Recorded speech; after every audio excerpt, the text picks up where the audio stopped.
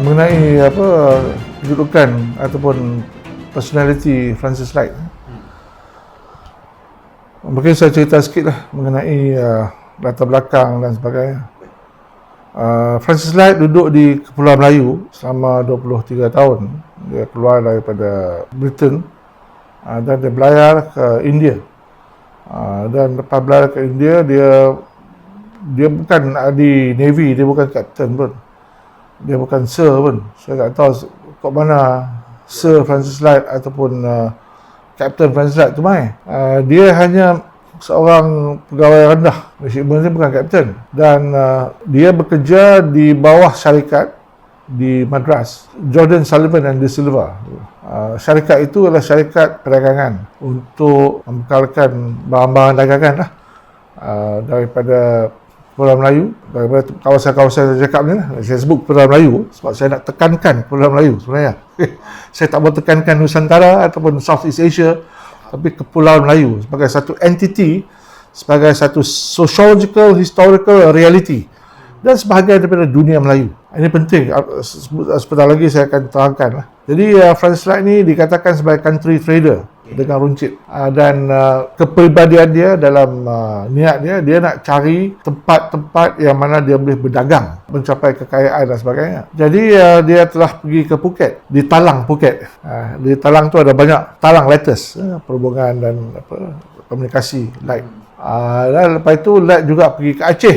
Dia nak juga kemungkinan Aceh menjadi pusat perdagangan. Dan kemudian juga dia bukan pergi ke Pulau Pinang. Pulau Pinang ni dia telah duduk bertapak selama beribu kali. Kita kata ni 786. Tak betul. Daripada awal lagi dia dah lalu Pulau Pinang. Dia dah tahu selok belok Pulau Pinang. Dan dia telah melalui daripada Phuket sampai ke Riau. Dalam catatannya ada disebut Riau banyak kali. Kan. Dalam pada itu, Light mendampingi pihak-pihak yang berwajib dan yang berwajar di Kepulauan Melayu, seperti pedagang-pedagang di seluruh, di Kedah, di Perak, Kelantan, Terengganu, Palembang, Batubara, Pontianak. Dia mendampingi juga di antara pedagang-pedagang itu wanita-wanita Melayu yang mahir berdagang, dan juga pembesar-pembesar dan raja-raja Melayu. Dan Light juga tahu membaca Jawi, dan Light juga tahu selok-belok hal ehwal budaya Melayu. Jadi Light telah menjadi penghubung dalam konteks perdagangan Kepulauan Melayu ni, rantau Kepulauan Melayu. Walaupun pada bulannya, pada awal tahun 2000, apa yang saya tahu ialah surat-surat Light ni mengandungi hanya surat-surat perdagangan, surat cheat, dia kata surat cheat. Dan mereka ada yang saya jumpa, mereka tidak menggalakkan saya mengkaji surat-surat Light. Namun mereka kata tak ada apa, surat biasa ya. Namun dalam tahun 2008-2009, sebagai sebahagian daripada grant mengkaji sejarah awal Pulau Pinang, saya telah menghubungi SOAS Universiti London dan confirm sama ada surat Light ada di situ. Mereka kata ada, archivis tu kata ada. Dan mereka tanya saya, what can be done with the letters? Saya pun kata, okey, ini positif ni. Jadi saya cadangkan 4 benda. Satu, dibentuk satu portal. Yang kedua, transliterate, mengalih aksara daripada Jawi ke Rumi. Bukan mengalih bahasa. Bukan bahasa Melayu lama ke bahasa Melayu moden, tapi mengalih aksara. Maksud dia, dalam huruf Latin, tapi mengekalkan sebutan-sebutan dan laras bahasa. Yang ketiga, digitize surat-surat itu, 1200 surat. Dan yang keempat, berterjemah dalam bahasa Inggeris. Ia mengambil masa lebih kurang 7 tahun lebih untuk saya berunding untuk mendapatkan hak menyimpan surat-surat itu di sini. Tapi sebelum itu, pihak archives SOAS telah memberi saya 2 salinan 1200 surat itu digital. Dia serah kepada saya peribadi, kepada saya. Dia kata, ini trust that we have untuk your research, jangan share dengan orang. Itu tahun 2011. Dia bagi saya free of charge. Dia tunjuk pula scanning digitization suite. Mereka bawa saya pergi ke dia punya morgue, tempat dia simpan dokumen-dokumen lama. Tanya saya, nak beli ya surat Francis Light? Saya kata, simpanlah. Sini kalau kita beli rosak ni, historical climate humidity apa semua, simpan. kita nak hak digitize. Lepas tu dia orang bagi satu lagi kopi, dan saya ada pembantu. Saya kerja dengan Ustaz Abdul Rahman dia UTP, Universiti Abdullah. Lepas tu saya UTP, so dia membantu saya untuk menyimpan dan membantu saya untuk mengkaji dan transliterate surat-surat itu. Pada masa yang sama, beberapa institusi di Malaysia dan Singapura ada hubungi saya untuk membeli image tu. Saya tanya kat Suaz, pasal apa tak mau jual? Dia kata no value added.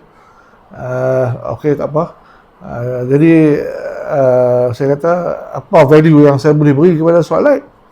Lepas tu kita bincang.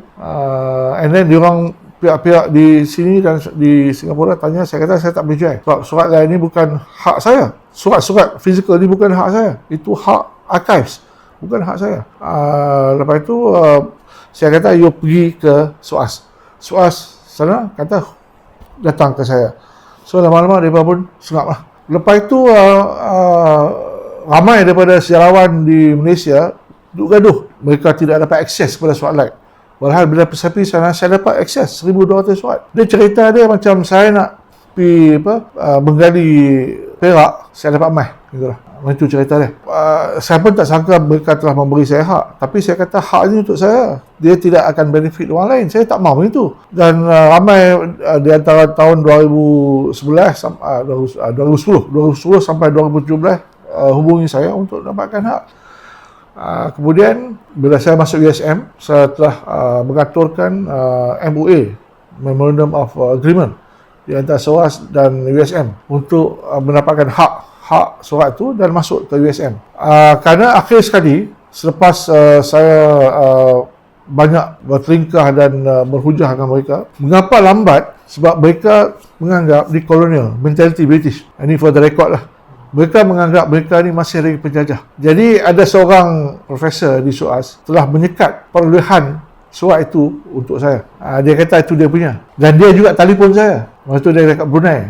Tahun 2009 dia telefon saya. Dia kata jangan buat apa-apa. Jangan digitize, jangan buat apa sampai dia terbit. Saya cek balik apa semua, dia tak letak manuskrip pun. So dia marah. Dia marah pada saya. Dia kata jangan sentuh surat Light. Jangan terbit, jangan digitize, jangan transliterate. Saya tak beri dah, saya buat juga. And then saya pergi jumpa dia lagi sekali di London, di British Library. Saya jumpa dia kat British Library. Bersembang pasal saya kata, tak apalah, bila saya digitize, saya buat portal, saya akan credit your name. Dia pun sonok sikit lah. Namun dia masih lagi kata, okay, you boleh buat, tapi jangan terjemah ke dalam bahasa Inggeris. Sebab kalau terjemah bahasa Inggeris, maksud dia akan lari. Tapi profesor ni memang dia German, dah pencen lah. Tapi memang pakar lah. Dia pakar surat-surat Light. Dia dah tahu lah. Dia boleh hidu. Surat apa dia dah baca, dia dah buat kajian semua 1,200 surat Light. Okay. Dan saya balik. Lepas tu ada banyak lagi masalah hak cipta. Akhir sekali, selepas Arkib Universiti London, SOAS merujuk kepada Akta Undang-Undang Hak Cipta UNESCO, British dan US. Akhir sekali, selepas saya selalu hubung, gesar mereka, kata macam ni ya. Oleh kerana surat-surat itu ditulis in your area. Semua surat-surat itu ditulis dalam dunia Melayu, di Pulau Pinang, di Sumatera, di Kelantan, di Perak, so oleh kerana ia ditulis di kawasan geografi Melayu, jadi maka hak cipta itu boleh diberi kepada saya sebab saya bermaksudin di sini, dan ini adalah kawasan saya. Itu sebab yang mereka bagi hak cipta kepada untuk memberi kepada USM. Jadi terdapat MOA, dan MOA itu kat strict jugalah. Mula-mula mereka kata hak untuk selama-lamanya. Lepas tu mereka kata hak untuk 10 tahun. Lepas tu 5 tahun. Lepas tu 2 tahun. Hak untuk kita menggunakan image untuk kajian-kajian pendidikan, bukan untuk keuntungan. Dan itu mereka tekankan kepada saya pada hari pertama saya jumpa mereka tahun 2010. Hari pertama saya kata, ya, saya akan keep the goodwill. Saya faham. Saya bukan peniaga. Saya bukan businessman. Saya bukan CEO. Jadi nak dapat keuntungan keuangan ni jauh daripada hati sanubari saya. Jadi saya kekalkan itu, dan dalam agreement itu disebut juga sekali untuk tujuan kajian pendidikan saya. Jadi maka ia dibawa dan diletakkan di USM, yang saya ingat tempat yang paling afdal sekali berbanding dengan UTP. Pada masa itu saya di UTP. Jadi satu beban saya telah dipindahkan kepada USM. Dengan itu semua orang boleh ada hak untuk buat kajian, dan ramai telah buat rujukan, dan USM pun 50-60 ribu ringgit grant telah diberi kepada beberapa masyarakat untuk mengkaji aspek-aspek surat itu. Salah satunya telah diterbitkan ialah haji, fenomena pergi haji masa zaman Francis yang terdapat dalam surat-surat itu. Bagaimana beberapa pihak di masyarakat Melayu, termasuk Sultan, telah meminta light untuk membawa orang Melayu pergi haji dengan kapal East India Company. Jadi mereka singgah ke Madras, lepas itu pergi ke Jeddah, tukar kapal. Juga ada cerita-cerita jual gajah di Terang dan sebagainya. Dan banyak lagi cerita-cerita like ni, banyak orang Melayu ni hutang. Mereka nak minta hutang, mereka minta tolong like. Ada juga perhambaan. Dalam surat tu disebut cari budak-budak saya, hamba lah, yang lari. Ada juga surat yang meminta light untuk menyelesaikan masalah rumah tangga.